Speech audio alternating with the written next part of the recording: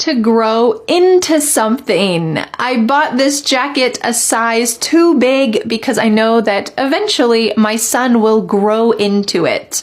Well, my son is 5. My other son is 2. They will absolutely be getting bigger, so I can buy clothes that are a little bit bigger, and I know that they will grow into them. This means that they will become big enough to fit in them. So if I buy a size 6 or size 7 clothes for my 5-year-old, well, he can wear them next year or the next year, and that's all right. Or you might say in a kind of funny way, this puppy's paws are so big.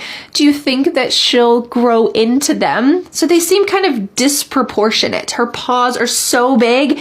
And of course, as the dog grows bigger, her paws will seem more normal sized. But that's something kind of funny that you can say about a small animal or even a baby. Oh, his ears are so big. Do you think that he'll grow into them? They seem disproportionate now, but as his head gets bigger, it'll be fine. He'll grow into them. Another phrasal verb with grow is to grow out of something. He grew out of all of his clothes and now we need to buy new ones. This seems to happen many times a year with my kids. They get too big for their clothes. Of course, it's natural for children to grow out of their clothes. We can use this in a more figurative way as well. You could say she has grown out of her role in the company, so she's leaving for a more challenging job.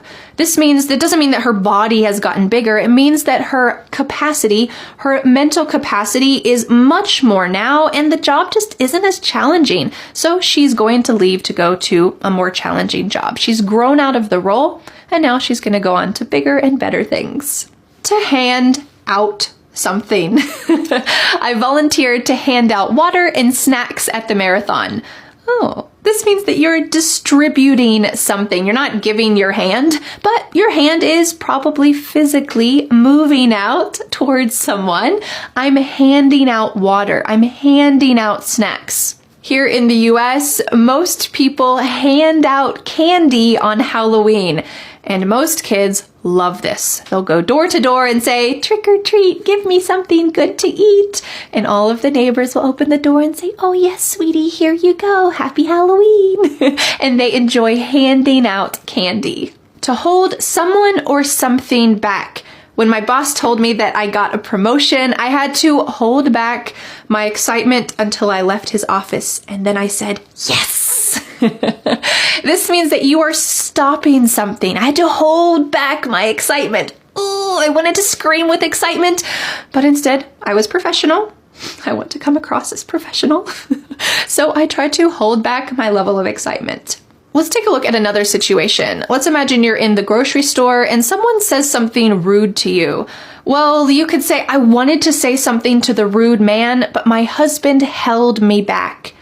This could be physically stopping you from getting aggressive, or it could just be he looks at you and kind of gives you a face like, don't worry about it. Just let it pass. Don't get worked up about it. He's kind of emotionally holding you back, just trying to help you feel steady. He held me back and I said, okay, it's going to be okay. Forget about what that rude man said. So there's different ways to use hold back to mean stop. To let someone down. My parents always believed in me, so I never wanted to let them down. What do you think this means? It means simply to disappoint someone. I don't want to disappoint my parents. I don't want to let them down. This has a really heavy emotional feeling, so if you feel like someone really disappointed you, you can use this phrasal verb and say, hey, you know what? When you lied to me, you really let me down. Or we could switch this and say, you know, when you lied to me, I really felt let down. Something happened and I don't know if I can trust you now. All right, let's go to the next phrasal verb. To look up to someone. My parents are both hard workers and I look up to them. Oh, are they tall people? I look up to them? Not really, but they are figuratively tall people. So we could say, I respect them. I look up to them. Now, it can be a little bit tricky because sometimes people that we look up to can let us down, and that really hurts. When someone we respect disappoints us, that can hurt even more than just when any old person disappoints us. So make sure you're careful who you look up to. Are you ready? Drum roll! Final phrasal verb is to point out something. I would like to point out that my performance has led to an increase in revenue this quarter. Oh, you are indicating something specifically. I would like to point out that my performance has helped our company. You're kind of nudge, nudge, wink, wink. Hey, I should get a raise. I want to let you know that I've done a good job. I want to point out that my performance has helped the company. Let's look at another sentence. Can you point out your neighborhood on this map? Here we're talking about a physical indication. Can you point out your neighborhood? Which one are you talking about?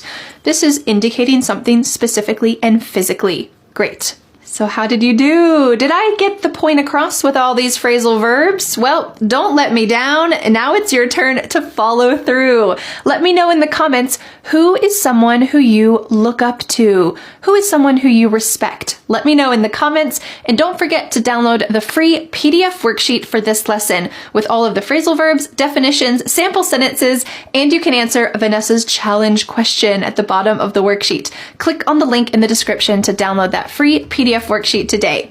Well, thank you so much for learning English with me, and I'll see you again next Friday for a new lesson here on my YouTube channel. Bye! The next step is to download the free PDF worksheet for this lesson.